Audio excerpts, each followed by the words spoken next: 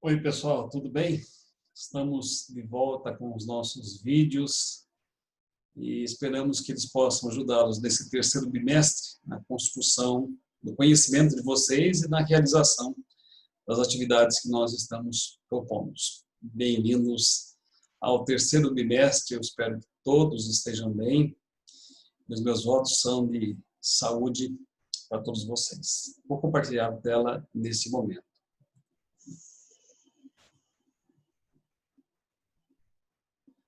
A nossa situação de aprendizagem é a situação número 1 do terceiro bimestre, nonos anos.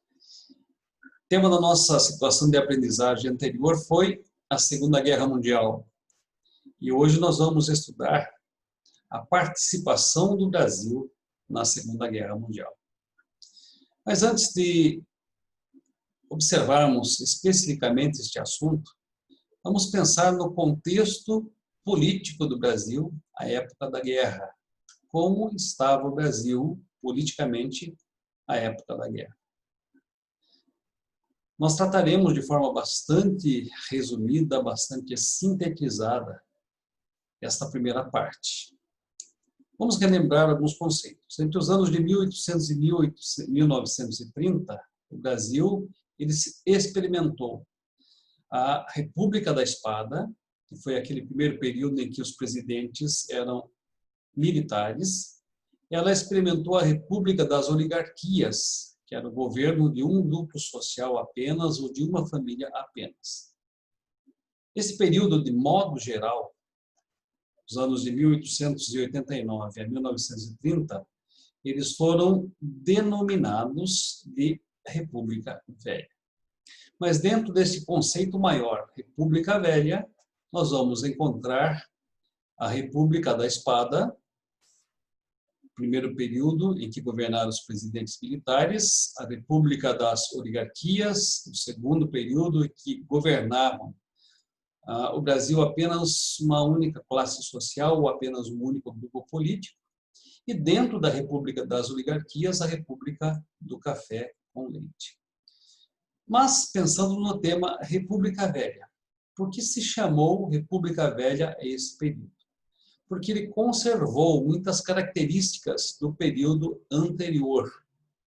E quais eram essas características que ele conservou? Primeiro, o domínio político de uma classe social apenas ou de um grupo político apenas, ou seja, o domínio das oligarquias. O segundo, a produção em grandes latifúndios, que eram grandes propriedades agrícolas. O terceiro, a cultura de um só produto, ou a monocultura.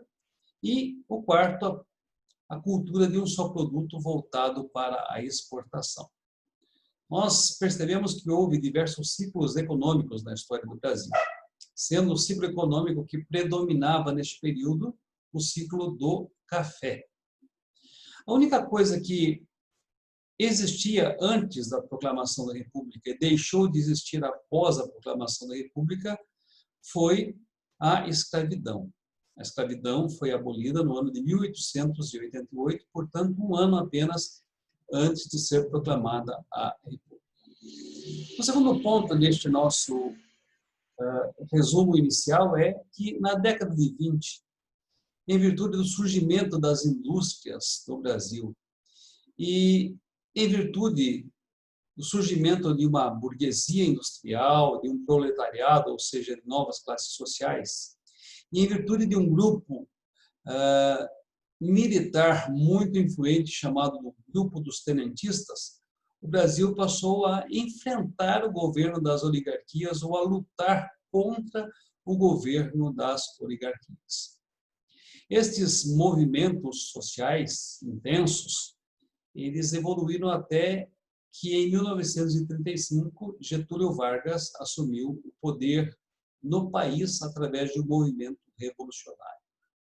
Getúlio Vargas foi um presidente muito importante na história do país. Oportunamente nós estudaremos mais detalhadamente o seu governo.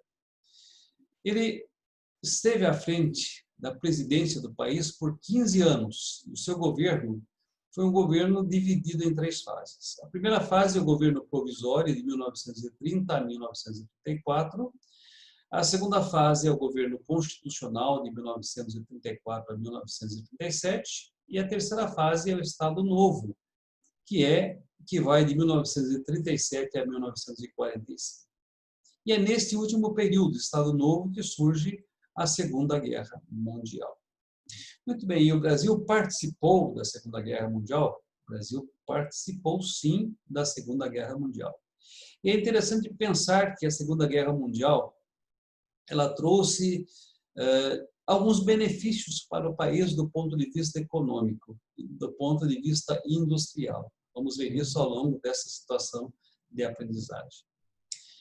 Bom, desde que Getúlio Vargas instituiu o Estado Novo, ou seja, a fase ditatorial do seu governo, as semelhanças do governo de Vargas com o regime fascista eram muito grandes. Podemos dizer que Vargas enamorou-se do regime fascista e do regime nazista durante algum período entre 1937 a 1945.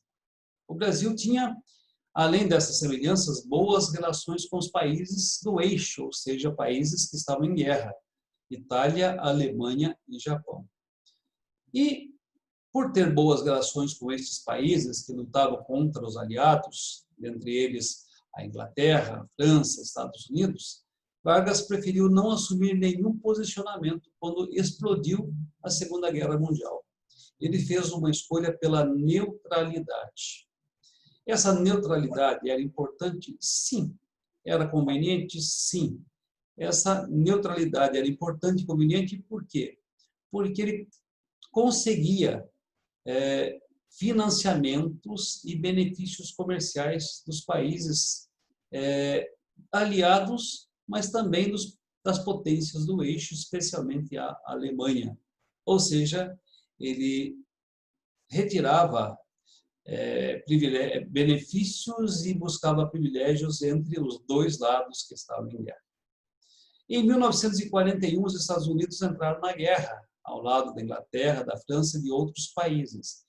E então eles começaram a pressionar outros países americanos a participar do conflito, com o objetivo de formar uma união continental contra as potências do eixo.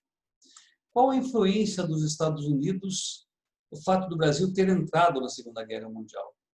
Bom, os Estados Unidos eles queriam, de modo específico, uma permissão para a instalação de bases militares no Nordeste brasileiro. Por quê? Se você pensar no Nordeste brasileiro, ele tem uma posição estratégica em relação à América do Norte e em relação ao continente europeu. Essas bases militares no Nordeste do Brasil eram estratégicas para os países aliados. O que o Brasil solicitava em troca disso? Ele solicitava o financiamento para a construção da Companhia Siderúrgica Nacional e para o reaparelhamento das nossas forças armadas. Até então, o Brasil não tinha uma companhia siderúrgica e, portanto, ele não conseguia competir com outros países industrializados. É óbvio que, inicialmente, esse pedido foi negado, pois isso retiraria o Brasil da dependência dos Estados Unidos. Porém, os alemães eles ameaçaram financiar a construção da CSN. E Vargas ameaçou receber este financiamento da Alemanha. Para que o Brasil não se aliasse às potências do eixo e não se alinhasse às potências do eixo, o que aconteceu? Os Estados Unidos resolveu atender às exigências de Vargas rapidamente. Vargas, juntamente com Roosevelt, eles acabaram se alinhando na Segunda Guerra Mundial, e Roosevelt tinha uma política de boa vizinhança. E o que determinava essa política? Qual era o objetivo dessa política? Era aproximar os Estados Unidos dos países americanos ou latino-americanos, buscando uma participação mútua e, principalmente, buscando afastá-los da influência do nazismo, do fascismo e do comunismo ou socialismo. As forças brasileiras que lutaram na guerra. Bem, o Brasil se posicionou ao lado dos aliados em fevereiro de 1943. E por ter se posicionado ao lado dos aliados, o que ocorreu? Os alemães passaram a realizar ataques aos navios mercantes brasileiros no Oceano Atlântico. Isso causava prejuízos, porque além da perda da carga, havia perda de vidas. Mais de 600 mortes foram ocasionadas por estes ataques. Porque a opinião popular começou a se fazer ouvir nas ruas. Manifestantes saíram às ruas, milhares de pessoas exigiam a entrada do Brasil na guerra. E, em 1942, Vargas, de fato, declarou guerra às potências do eixo, como resposta aos ataques dos nazistas. As forças brasileiras enviadas para a guerra eram compostas por aproximadamente 25 mil soldados, ou seja, ela enviou um grande contingente de pessoas à guerra, soldados e oficiais. Eles formavam duas forças, a Força Expedicionária Brasileira e a Força Aérea Brasileira. Também foram enviados cronistas e jornalistas, que eram correspondentes de jornais, para que eles historiassem a guerra, eles trouxessem e fizessem reportagens da guerra. E houve também dezenas de enfermeiras, e eu chamo a atenção para essa expressão, voluntárias, elas se voluntariaram para lutar na guerra. O nome destes que lutaram na guerra através da FEB ou da FAB é pracinhas, são conhecidos como pracinhas. Então, os pracinhas brasileiros lutaram na Segunda Guerra Mundial. Eles enfrentaram algumas dificuldades com as quais não estavam acostumados. Por exemplo, o rigoroso inverno e também a falta de preparo técnico para a guerra. Mas a participação do Brasil na campanha da Itália teve um saldo extremamente positivo. Em 8 meses de conflito, eles libertaram diversas cidades, fizeram mais de 20 mil prisioneiros, sofrendo baixa de 500 soldados. As principais conquistas dos brasileiros foram a tomada do Monte Castelo, em fevereiro de 1945, e a conquista da cidade de Montese, em abril do mesmo ano. Ao final da guerra, os pracinhas voltaram para o Brasil e foram recebidos, obviamente, como deveriam ser, foram recebidos como heróis. Um ponto importante, Cesário Lange teve 2 pracinhas que lutaram na Segunda Guerra Mundial. Estiveram na linha de frente do combate. São eles o seu Roque Rosa e o seu José Amâncio.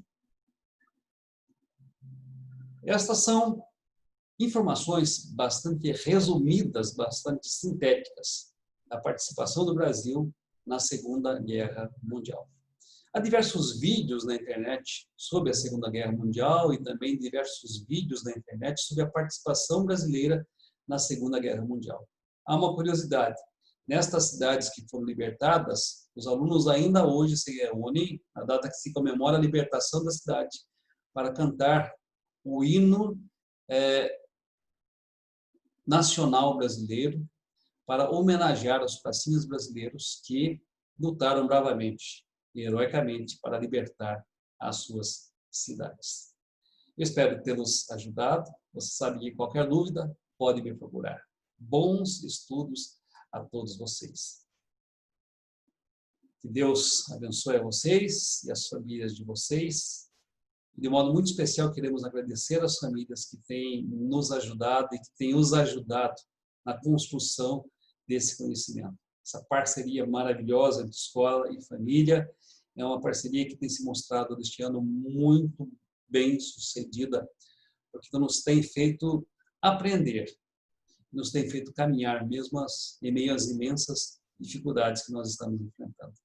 A vocês, alunos, um grande abraço à família de vocês, e parabéns por aqueles que têm feito as suas atividades com consciência e muito bem feitas na plataforma Escolariza.